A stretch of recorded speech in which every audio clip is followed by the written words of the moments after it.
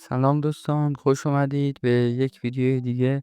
در این ویدیو میخوام یه دونه ربات تلگرامی بهتون معرفی کنم که شما اول میتونید از ربات سرور به صورت تست رایگان دریافت کنید و بعد برید اکانت سروراش رو خریداری کنید. خب بریم سراغ آموزش. ابتدا از لینکی که داخل کانال تلگرام گذاشتم وارد ربات بشید و بعد که وارد ربات بشید با این صفحه مواجه میشید.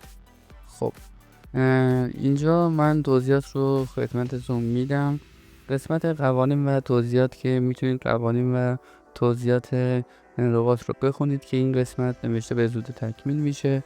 قسمت آموزش اتصال که روش کلیک کنید اینجا میتونید اگر با اندروید هستید یا با آیفون یا با کامپیوتر میتونید این قسمت رو برای هر یک از سیستم هایی که دارید مطالعه کنید.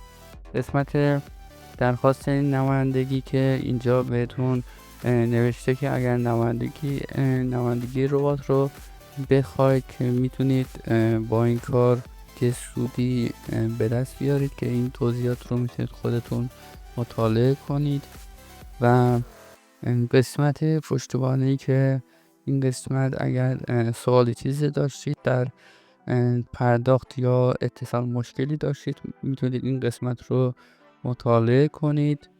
و بعدش قسمت اطلاعات حساب که روش کلیک کنید این قسمت شما میتونید موجودی خودتون رو ببینید و زیر مجموعه شما رو اینجا نشون میده. بریم سراغ بقیه قسمت مدیریت اشتراک که اینجا زده. وقتی روش کلیک کنید اینجا اشتراک هایی که قبلا از ربات دریافت کردید چه به صورت رایگان و چه به صورت پولی اینجا بهتون نمایش داده میشه که من 3 تا قبلا اشتراک دریافت کردم، 3 تا سرویس دریافت کردم و حجم هر کدوم یکی 62 گیگ، یه دونه 19 گیگ و یه دونه 345 گیگ 345 مگابایت مونده و این قسمت کنار روزای باقی ماندهش تمام شده. چون تمام شده نمیتونم استفاده کنم و حجمش هنوز مونده. و دیگه این قسمت اشتراک رایگان که شما میتونید به صورت رایگان اشتراک دریافت کنید.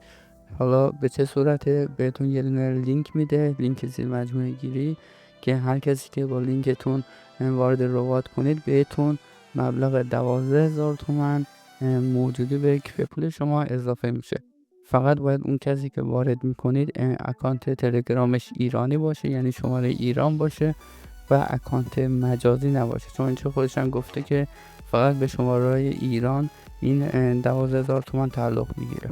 پس اینجا میتونید زیر مجموعه بیارید و بابت هر نفری که میارید 12,000 تومان بگیرید و با استفاده از این قابلیت به صورت رایگان از ربات سرور دریافت کنید. قسمت اشتراک تستی وقتی روش کلیک کنید یه دونه سرور به صورت تستی بهتون میده که میتونید تست کنید رو اینترنت خودتون، که قبل اینکه این سرویس های این ربات رو دریافت کنید میتونید تست کنید که روی اینترنت شما جواب میده این سرورها یا نه. قسمت خرید اشتراک روش کلیک میکنیم. خب اینجا 2 تا بسته داره، بسته طلایی و بسته نقره‌ای. بسته طلایی خود به گفته خودش اگر نت ملی هم بشه قابلیت اتصال رو داره و سرعتش نسبت به بسته‌های دیگر سرعت بالاتریه و تمامی بسته ها 7 کاربره و حجمیه. ما اینجا روی بسته نوع طلایی میزنیم، شما هر کدوم که خواستید میتونید انتخاب کنید. وقتی رو بسته طلایی زدیم اینجا قیمت با ماه شما اون نشون میده که به نظرم این برای بسیار از افراد مناسبه و کافیه.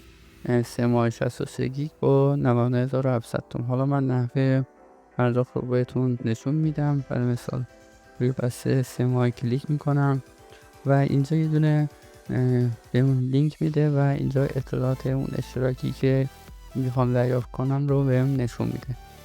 اگر بخواید اشتراک رو خریداری کنید روی پرداخت کارت به کارت کلیک کنید و اینجا یه دونه شماره کارت بهتون میده با یه دونه اسم. و مبلغ هم نوشته 99,700 تومان. میگه که به این شماره کارت باید این مبلغ رو واریز کنید.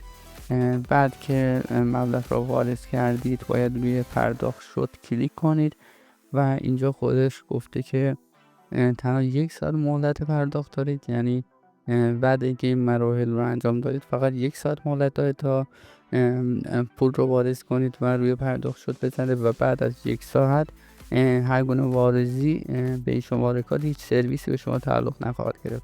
پس بعد اینکه اینو زدید باید ظرف زیر 1 ساعت پرداخت خودتون رو انجام بدید. هر گونه پرداخت در این ربات به عهده خودتونه و من هیچ گونه مسئولیتی به عهده نمیگیرم.